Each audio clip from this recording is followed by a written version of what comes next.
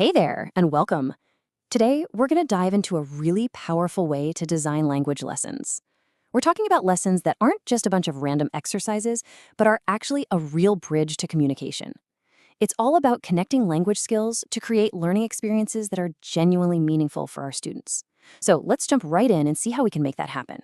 Okay, so first up, let's talk about a challenge that I'm sure every language teacher out there has felt. You know that feeling, that gap, that disconnect between what's happening in our classrooms and how language is actually used out in the real world. So I want you to ask yourself this honestly. When you look at your lesson plans, do they truly reflect the messy, dynamic, interconnected way we all use language every single day? I mean, think about it. In real life, we're constantly blending skills. We listen to someone and then we speak. We read an email and then we write back. But in the classroom, well, when we teach skills in their own little boxes one by one, we end up creating these kind of artificial tasks that just don't prep students for the real deal.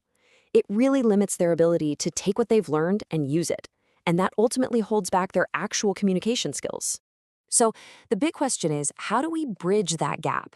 And that brings us to the big aha moment here. It's all about the power of integration. It's about intentionally connecting those skills. So what exactly is a skill-integrated lesson? Let's break it down. It's simply a lesson where your students are using two or more language skills together. And here are the magic words for a real purpose. It's all about them getting information using one skill, like reading, and then using another skill, like speaking, to do something with it.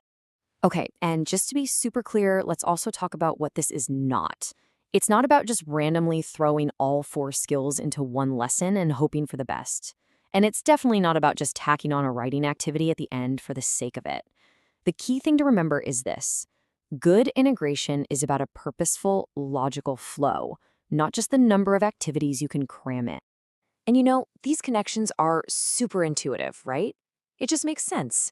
You listen to a podcast, then you talk about it. You read a news article, then you discuss your opinion. You hear a short story, then you write a quick summary. These patterns are simple and, most importantly, they feel like real communication. All right, so why does this actually work so well? What's the secret sauce? Well, it all boils down to a really simple but powerful logic in the way these lessons flow. It's a logic that feels completely natural to learners. And here's the magic formula. Input leads to practice, which leads to output. It's that simple. First, your students get language coming in through listening or reading. That's your input. Then they get to actually practice and work with that new language in a meaningful way. And then, bam, they're ready to produce the language